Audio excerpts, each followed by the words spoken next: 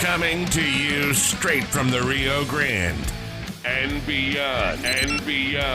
Broadcasting to the four corners of the globe. So grab your seat, your coffee, or your sundowner. Okay, everybody, here we go. On point, as always. This is Gloves Off. Gloves Off.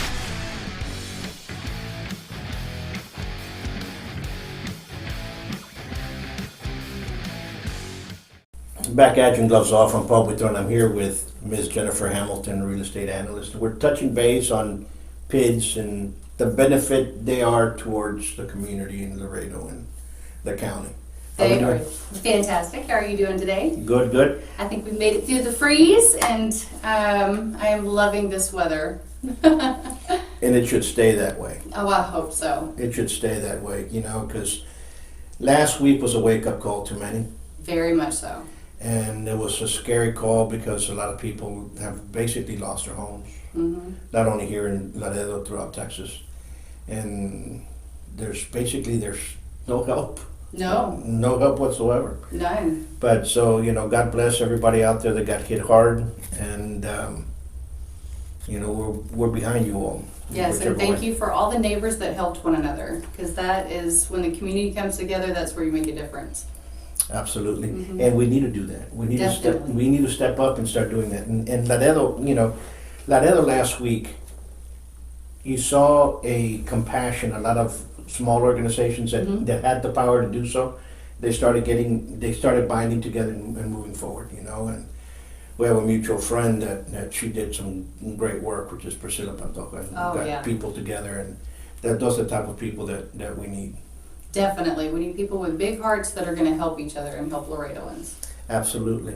So let's go back into last time we touched base Yes, on let's do everything. it. Today we're going to touch about PIDs. Explain to everybody what a PID is and how it works.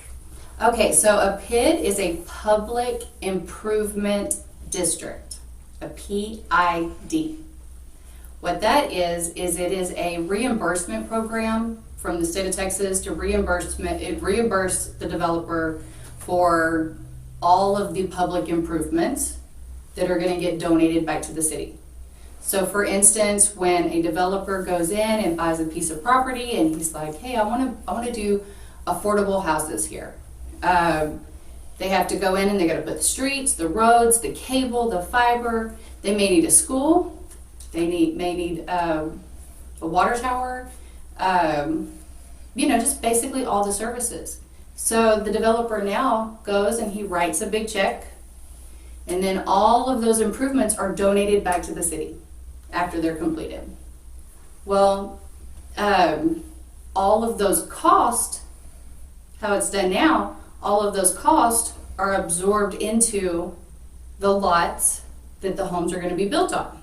Okay. So the lots that those homes are built on, the price of those lots go a lot higher. Absolutely. And statistically, for every dollar that the home builder purchases the lot for, it costs the homeowner $4. So that's a huge difference. I mean, that's almost 4 times the cost.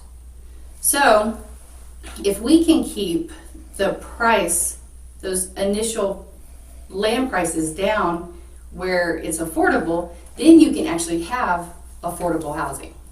But without that, you can't.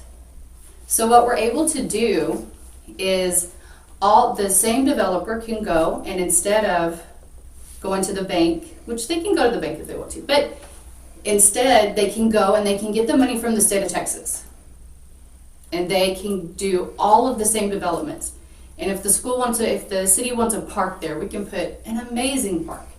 And if the city needs another school there, because, our schools have a lot of students in them, and we need more schools, then we can actually build a school. All of those same improvements go back to the city, but the developer is not the one that pays that back. And I see that. So how is that beneficial to the remainder of the citizens in the city to using a program of this nature? So what it does is it keeps the land prices affordable so that we can actually have affordable house prices. I mean, imagine, we used to be able to have homes that were 150,000 and they were 1,500 square feet, and I mean, they were really, really nice homes. And now you can't buy a home for pretty much like 230 is like your entry price. This would allow that to happen again. This would allow us to be able to keep those prices in check so that we could actually have affordable housing. Because how that is paid back is once the development is completely complete, then there is a small tax assessment that is just on that one development. Doesn't affect anyone else in Laredo. Just in that one development. A very small tax assessment that is a fixed amount for 30 years, and it's collected within your house payment. It's collected just like your regular taxes, and that pays the state of Texas back for that money, that development. So, I mean, that tax assessment on a home, I mean, you're looking at maybe $5 a month. Well, it's a lot easier for someone to afford $5 a month that's collected in their taxes than it is for them to, and be able to have the option of buying a beautiful home at $150,000 versus $230,000, which is going to be a lot more. Absolutely. So that's what we're able to give the taxpayers, and it only is in that one section. So if for some reason it's not like if that is a failed development, that the rest of Laredo is going to have to absorb those expenses. It doesn't work that way. Absolutely. Now, here's one. Is the city familiar with these programs, or are they hesitant, or what's going on? They're getting familiar with these programs. I think they're a lot more familiar with TERS because they've been reading up on them since 2017. This is a little different, but it's the same type of tool. It's just used differently. Okay. I know that sounds correct. Yeah. And like you can do a TERS, you can do a PID, you can do all of those within the same development.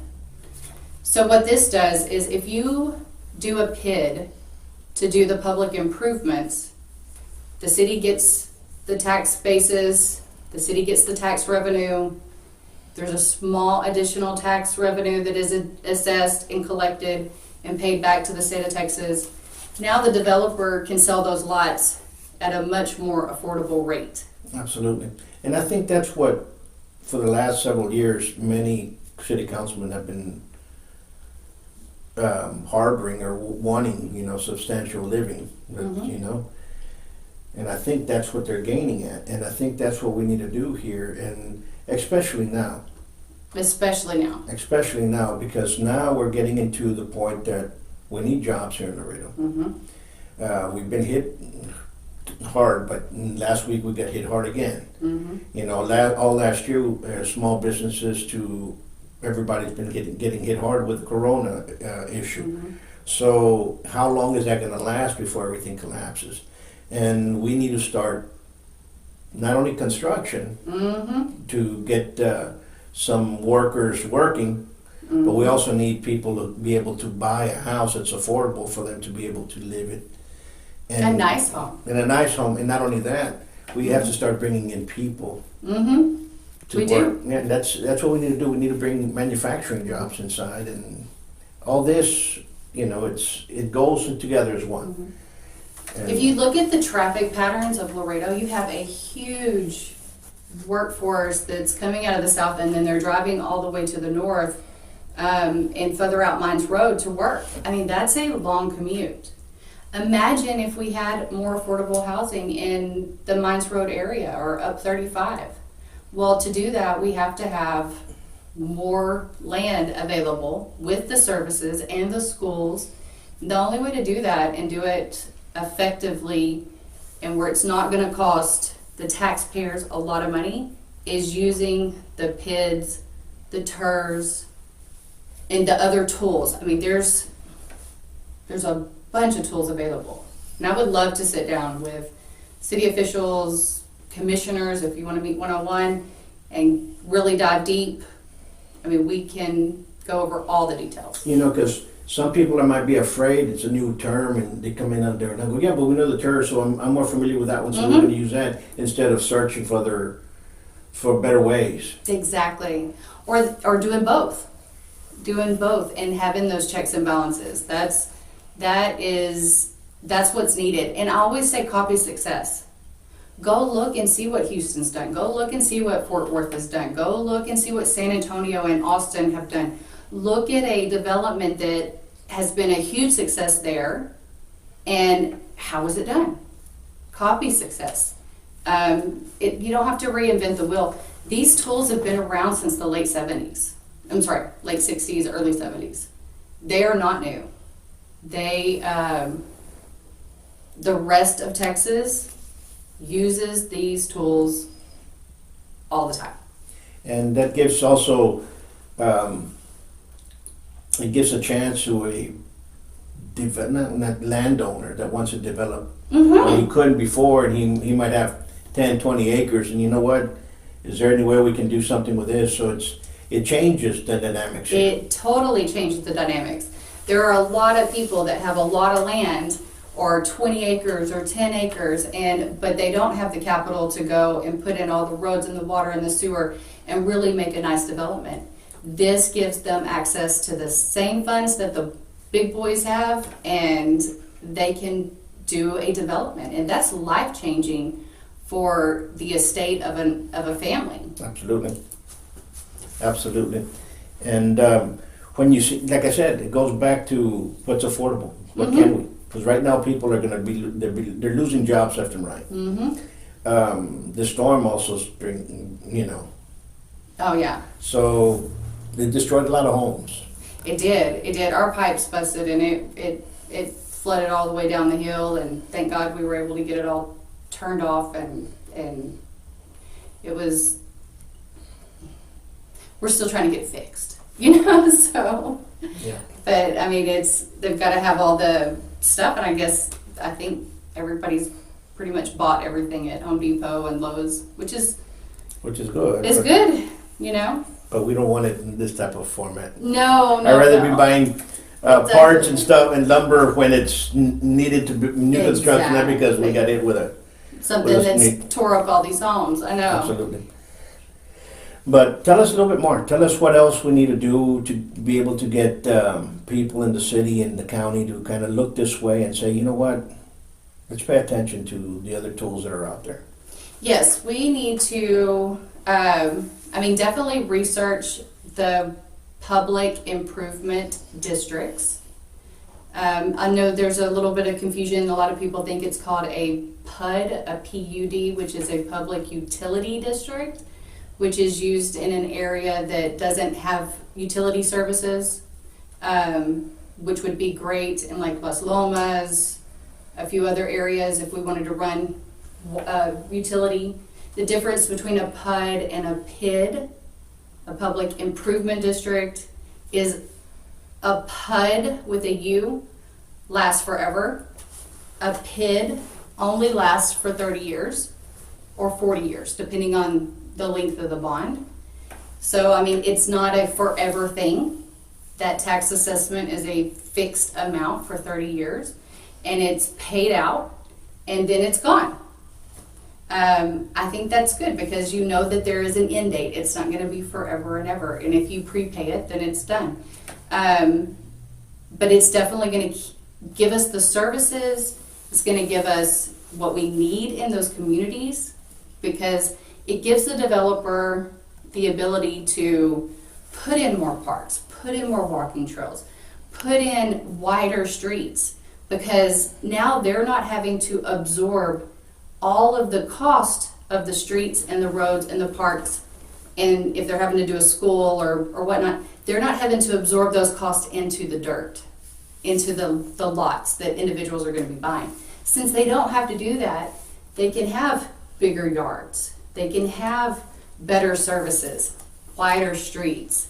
It gives us the ability to have a much nicer community.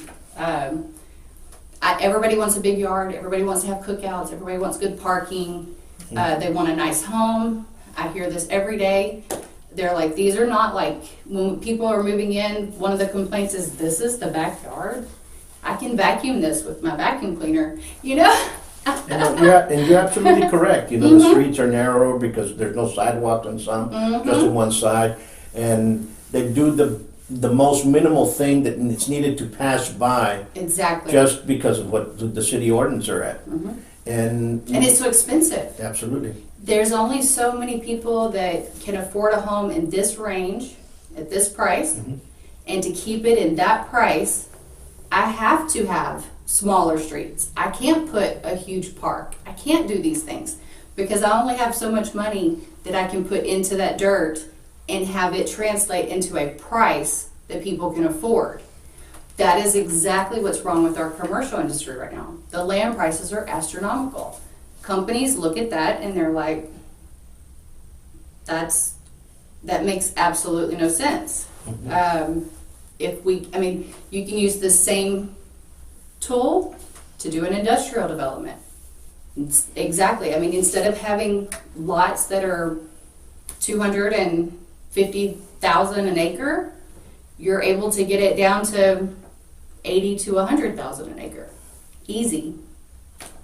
And have all the same services and better services, wider roads, the flow of traffic. I mean, we could finish some of those roads on Mines Road, Absolutely. connecting to 35. And that's something that, how can I put it?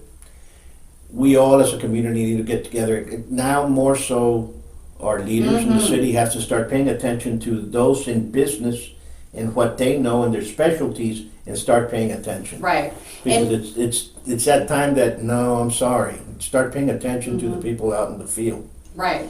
So that is definitely a huge hurdle that I'm trying to overcome. First is, well, this sounds too good to be true. Well, it's not. It's literally that has been done since the early 70s. The other thing is, well, why has it never been done here? Yeah. You know, and we have the opportunity. One of the other things that you can do with this, there was 230 transactions funded from last year from July to December. Okay, those 230 transactions, I want to say 100 of them were reimbursement agreements. Okay, so let's take some of these developments that started. There's a beautiful home development that's going out on 359. They've already started. They started putting in all the roads, everything's platted. This product can actually be used to come in, and it is approved by the state of Texas. I mean, this is, like I said, it's not been done. This is not new. But we can actually go in and reimburse him all of his development costs using this same tool. Could you imagine? I mean, so construction has kind of stopped on a few projects that I've seen, at Mines Road, 359, 59. It's like they get to a certain point and then they kind of stop because they need to sell some lots. Sure. Or, I don't want to put all my money in there. Whatever the case is, the development kind of stops. This tool allows you to have... To kickstart it or to finish it off. Exactly. So now we can go in and we can reimburse him all of his development costs, which means his cost in the land goes down, which means now that housing gets way more affordable. That's what people need to know. That's what people need to know. Are you going to try to do a type of workshop? I would love to do a workshop. And try to see if you can get everybody together. How can we do that? Who would be the ones that need to hear this? City council, the commissioners, or? The commissioners definitely need to hear it. County commissioners need to hear it. Anybody that's in development needs to know about it so that they can go and talk to their people, planning and zoning, if they want to know how it works. I mean, it makes the process so much easier, especially for planning and zoning, because you can even have the whole plan planned out before you even put a shovel in the ground. Absolutely. So that's what you're looking at here. It makes it easier. It gives people a more leeway for them not to get stuck in the middle of the road and never finish construction. Mm-hmm. Folks that need to finish something that's going to be done now, Mm-hmm. instead of having a bunch of projects all over the neighborhoods that you go in and all of a sudden it's up in a Mm-hmm. piece of land. So you start seeing that growth. You start seeing more people that have less property Right. be able to develop. Mm-hmm. I mean, we even looked at in the Rio Grande Valley, we had one client that wanted to do a hotel, and it was only 7 acres. Mhm. And I mean, it worked out perfect. That's what I'm saying. There's a lot of other stuff that can be done with this. It's just not commercial. It can be done for industrial. I mean, for housing, residential. It can be done for commercial and industrial as well. Oh, the multifamily market for this is phenomenal. Bringing in, I know the city has talked about bringing in a water park. This would be the perfect tool for a water park. This would be a perfect tool for a water park to actually happen, where if something did happen and the water park did not work, then the taxpayers are not having to absorb that loss. That is a huge checks and balance there. Let's build a water park that's going to work. Let's put a management team in place that's going to make sure it makes money.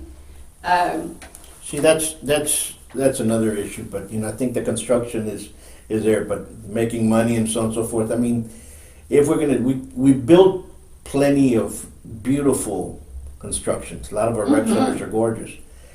We need to put people in there and know how to run it. We need people that know how to run these things. We can build the water park and then all of a sudden, 2 years later, they're going to start sending it off for bids for a management company. No, we can't. No. We need to make sure that if we're going to get into that, we have the ability for people to actually run it. Right. Let's And partner not with the running it company into the ground. that does it, and let's partner them with the team here in Laredo, and let's have them work together.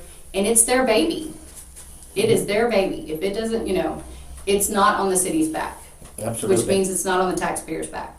Absolutely. But they do have access to the state funding, which, as a reimbursement agreement, that just makes it so much more profitable for everyone. Of course. So we do need to do the workshops, and I am available. If any of the commissioners or if anybody has questions about this, they can definitely call me, reach out to me, and we will sit down and go over it in detail, for sure. What I would like to do, Jennifer, is get together sometime within the next 2 weeks and talk about the differences between the turd and the pids and the puds. Definitely. And explain to each one what everything is and take it from there. And I'm pretty sure that once you start getting that momentum, I'm pretty sure that some builders and some people in the city will start paying attention. And right now, what's easy about what Corona gave us was more online ways to communicate. And right now, it's great for everybody to communicate. And we do not have to be all in one space, and it can be put We can do together a Zoom immediately. conference and Absolutely. anywhere. I've done them going down the road, actually. It's but the process is very simple. You take a piece of property, you classify it. Okay, so that classification is a process where we go in and we say, okay, city, we want to put a industrial park here. And we want to do a PID within these boundary lines. So we set the boundary lines. Now, those are the boundary lines. Within those boundary lines is the only land that is affected by the PID. Okay, the city says, sure, that sounds great. Let's do an industrial park. Let's do that sounds wonderful. Okay, so now we have the boundaries classified. Once the boundaries are classified, then we can go and we sell the bonds. The money goes into an escrow account. We hire the engineers, we hire the architects, we hire the planners to go in and create a perfect plan that is again submitted to the city for approval. We want water streets, we want this. They can ask for those things, and it's perfectly fine. Well, you know, the city could really use a park, or the city could really use a school over here. Okay, let's do it. But the money is sitting there. We know how much it is. Then we do the development. Once the development is finished, you can have either a year after the development's finished, or you can go out a little bit further if the developer thinks it's going to take a little bit of time to sell the lots. Usually that's not the case here. Usually we can sell the lots pretty quick. There is a determination, like once you give the improvements back to the city, a year later there is a small tax assessment that's due in your taxes. That's it.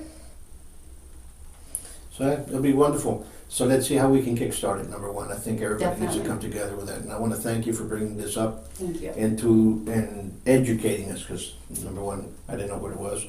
And I'm pretty sure many others now are just opening their eyes. The seed has been planted in there and they're going to start researching. Absolutely. And that's the way it should be. You know, we always have to inform those that are lesser informed. Yes. And I keep hope the moving seed forward. grows and then we see some beautiful developments. Absolutely. We need that. Laredo, we need to move forward. For sure. Until next time. Thank Peace. you. Today, in America, more than 5.5 million men, women, and children train in a martial art regularly. Buitrón Academy has been serving Laredo for over 30 years now. Our adult classes are geared for producing the best in you, teaching you street-ready techniques. With the arts of Savate and Kenpo, you'll learn the traditions of these sciences of combat, as passed down professor to student. Hello, my name is Stephen Plain, and to whom this may concern.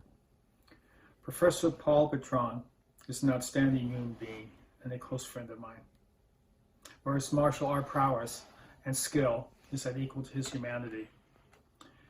His teaching capabilities are what one would expect of someone from his caliber. I've been in martial arts since I was 9. I'm 65 years old now. However, if I had a son or daughter who needed to learn self-defense, anti-bullying techniques, and/or gain a higher level of skill in fighting, and in which I could not instruct, then Professor Paul Buitrón would be my choice. His martial understanding of his savate is higher than anyone else I have met. His pedigree is impeccable. He comes highly recommended by myself. Guru Stephen Plank. Thank you very much. Hello, I'm Richard Planis. I was the vice president of the IKKA for Ed Parker for many years, 10 years before he died. And I still travel the world teaching all over. And I met lots of people through the years. One of them I want to congratulate is Paul Buitrón down in Laredo, Texas. He's opening a new school, and that's always good to hear. I've known Paul since he was about 18 years old. I couldn't even tell you how old he is now. We've known each other for a long time, and he's like a lot of people should be, takes art seriously. He incorporated many arts, in his school. He does,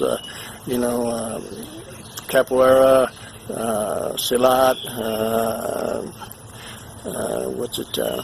jiu-jitsu, eskrima, kenpo, lots of different things. Any art like myself that you have to see a value in, you can bring it in and incorporate it if you want to.